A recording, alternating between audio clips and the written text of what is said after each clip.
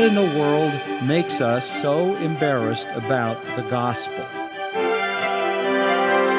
I determined to know nothing among you except Jesus Christ and Him crucified.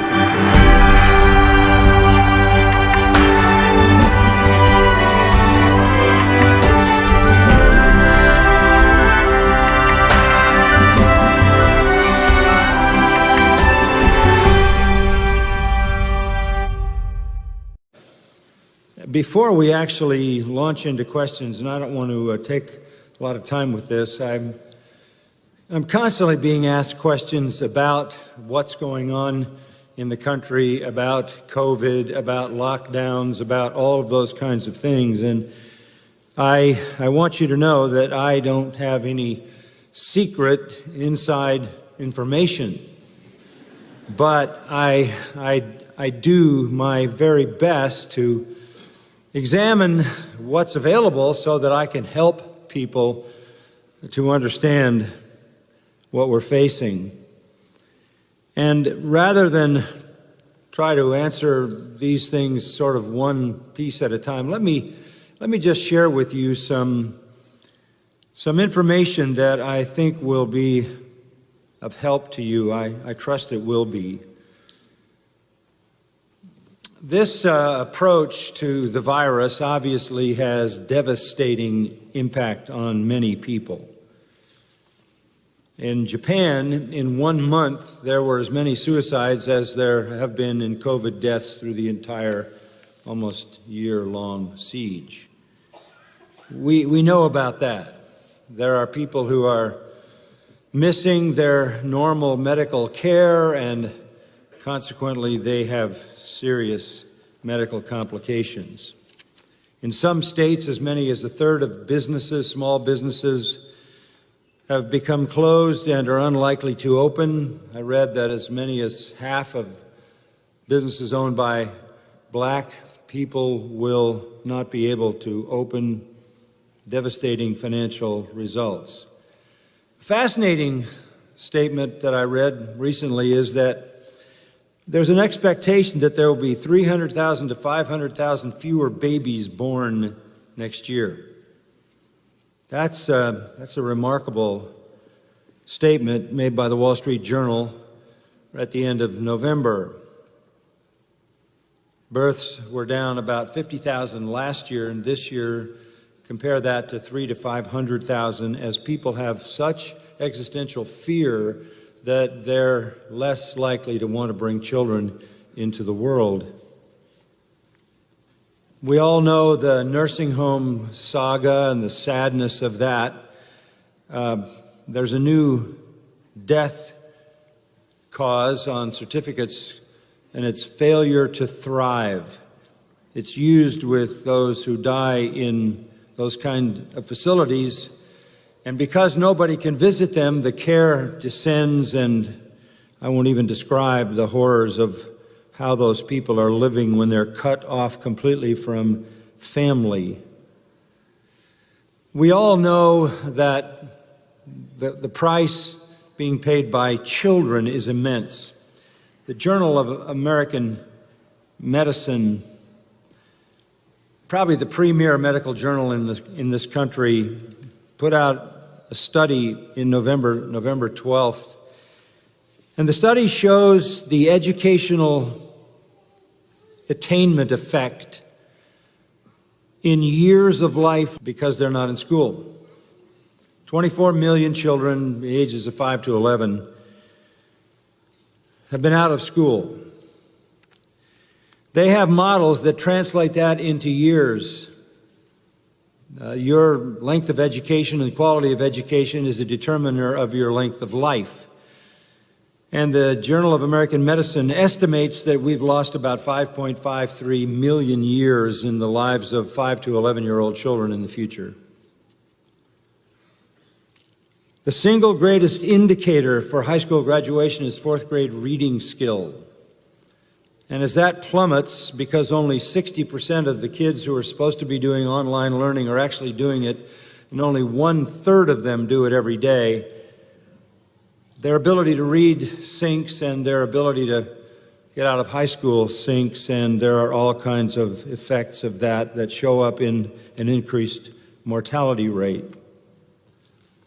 The Journal of American Medical Association is saying we are sacrificing our young, ostensibly to save adults who are not vulnerable. CDC survival rate, if you are up to 70, you have a 99.998 chance to survive COVID. It was presented to the court that in California you have one chance in 19.1 million to die of COVID.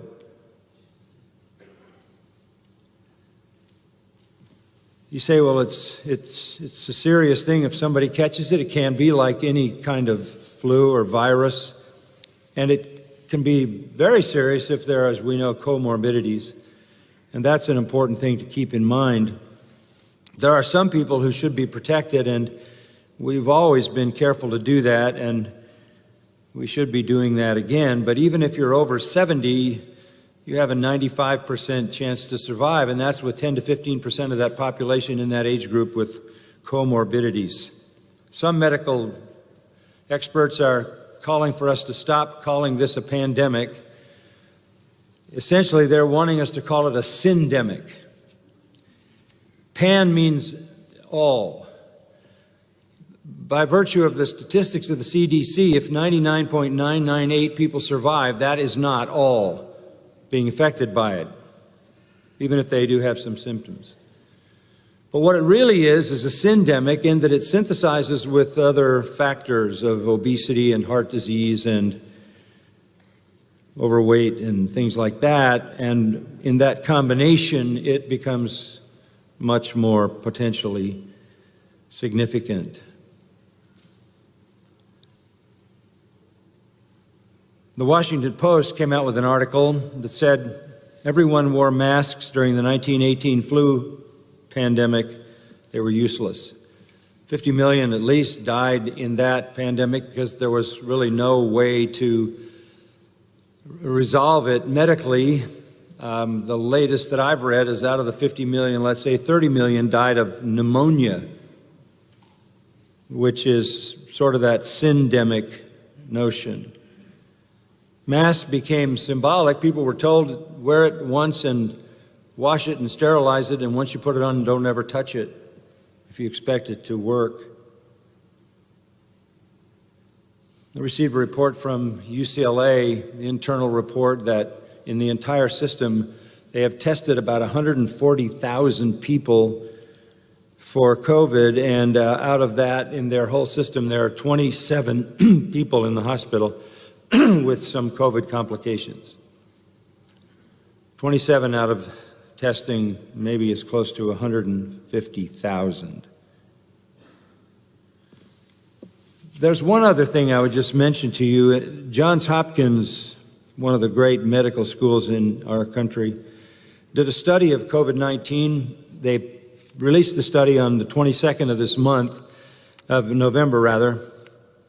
It's titled, Relatively No Effect in Deaths in the U.S. The question that keeps coming up is, are more people dying than die in other years? And that's what this study was intended to find out. The study declares that the number of deaths is not alarming. In fact, it has relatively no effect on the number of deaths in the United States. Retrieving data from the CDC website revealed that the deaths of older people stayed the same before and after COVID.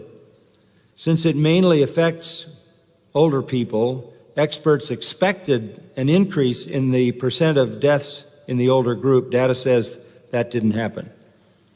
The percentage of deaths among all age groups remained relatively the same as time period from 2014 to 2020. So if COVID-19 has no significant effect on U.S. deaths in the total number, why does it appear so? And this report says deaths from 2014 to 2020 were examined. There was a sudden increase in COVID deaths in the year 2020. Analysis of deaths per cause in 2018 showed the pattern of seasonal increases in death for all causes during the flu season. The leading cause of death is heart disease. In 2020, during that same period, COVID-19 related deaths exceeded heart disease deaths.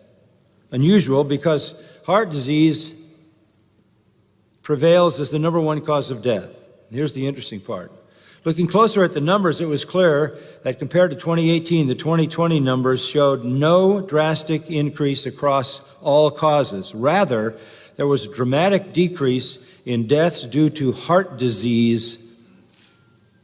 And here's the key. The total decrease in deaths by all other causes almost exactly equals the increase in death by COVID-19. They just assigned a different cause.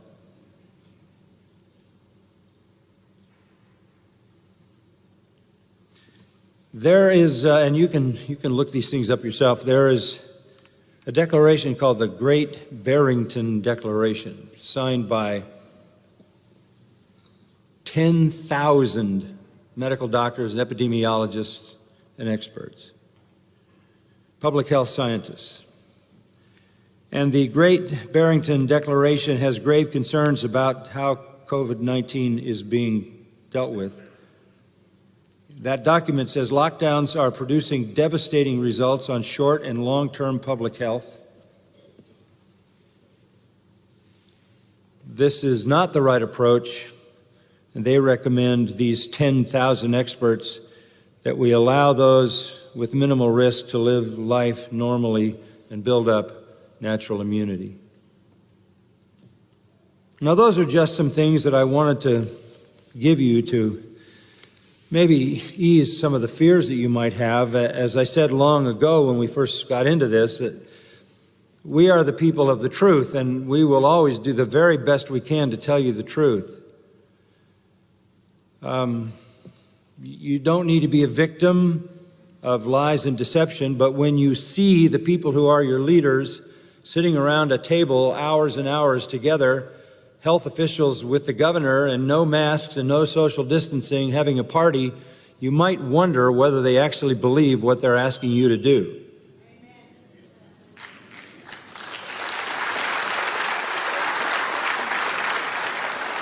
Now, I'm not saying this doesn't exist. It does. I'm not saying it can't be serious. It can be. It can be anything from the flu to very serious with those who have other prevailing illnesses. But to completely destroy businesses, schools, children, young people, education, churches, and everything else in our society, every normal course of life, is an overreaction. And that is not my conclusion. That is the conclusion of 10,000 experts, scientists.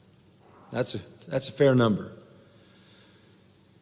And I'm saying this to you because I don't want to be accused of putting you in jeopardy. People have said about me that I am mocking COVID, and people on the internet say all kinds of things about me with regard to the fact that I'm going to be killing people because we're meeting as a church.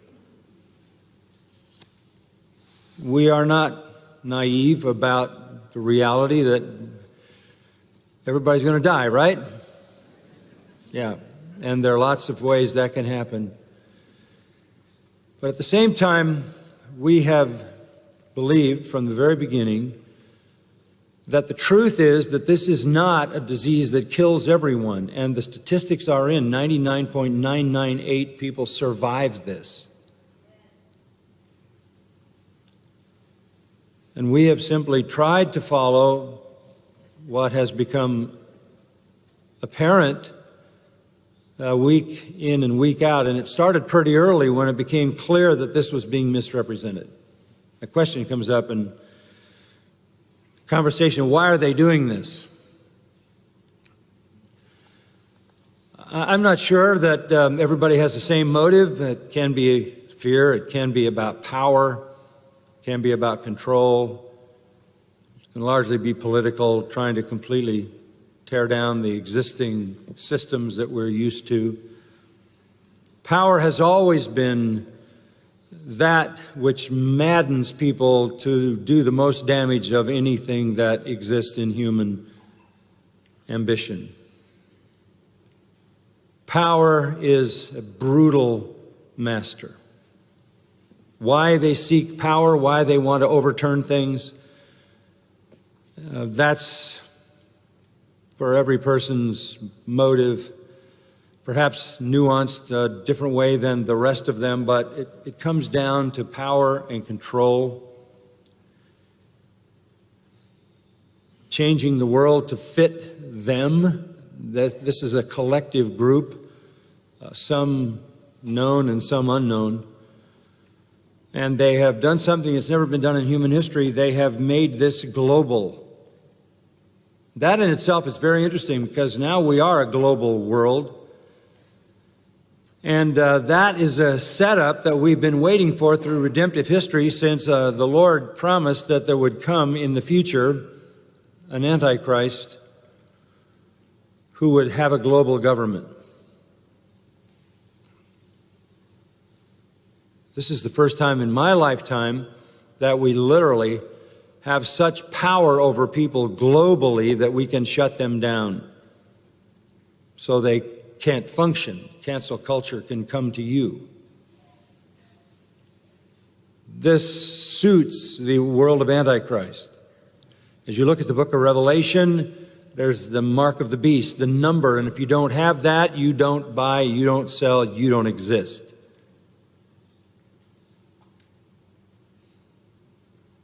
Everything about you, they know, the people who have access to all your data.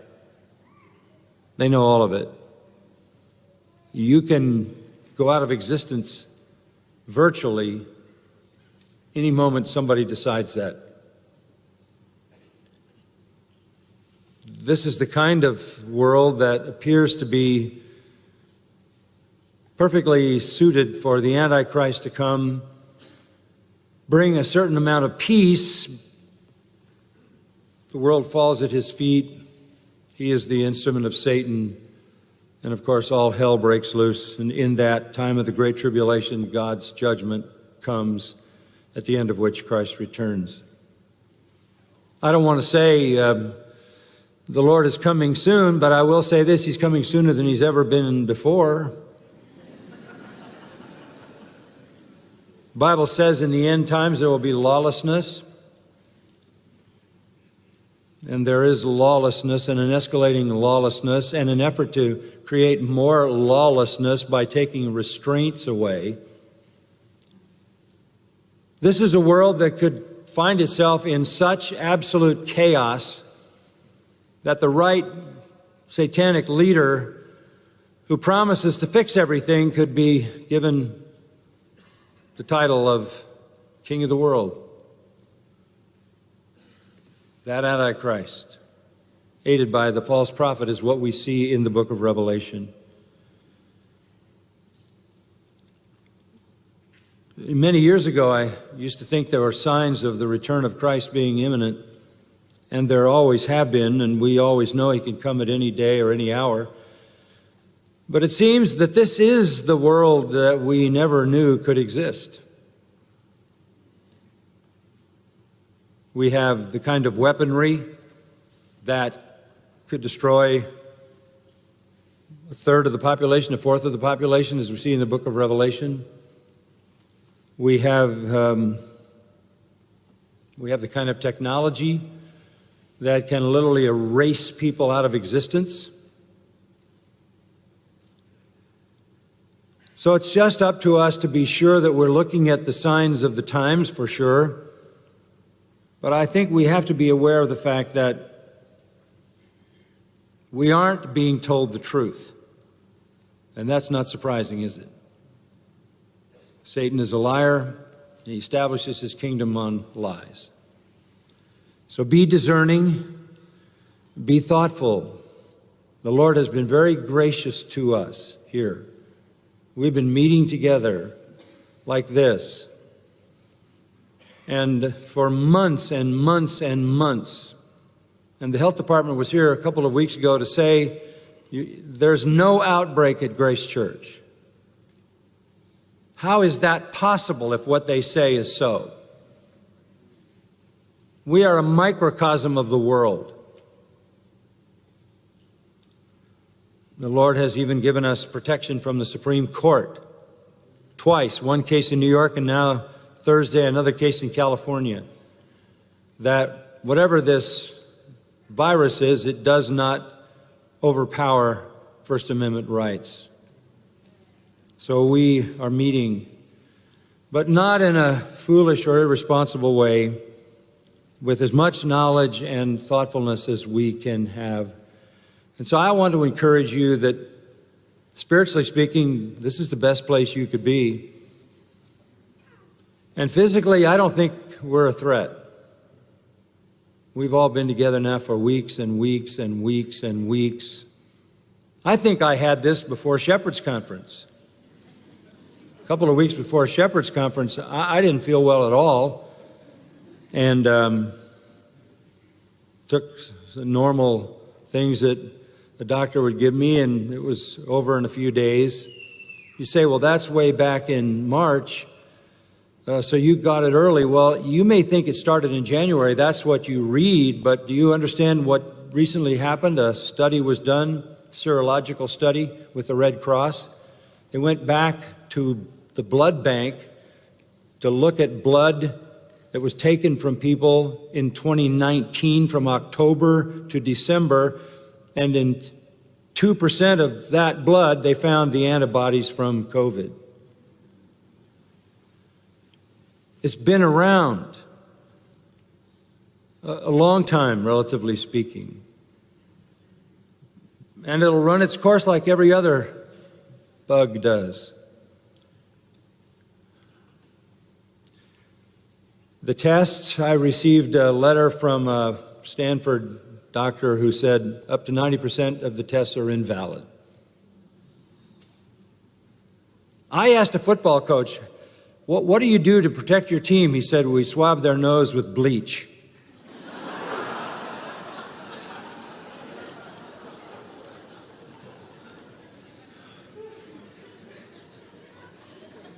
I'm not recommending that.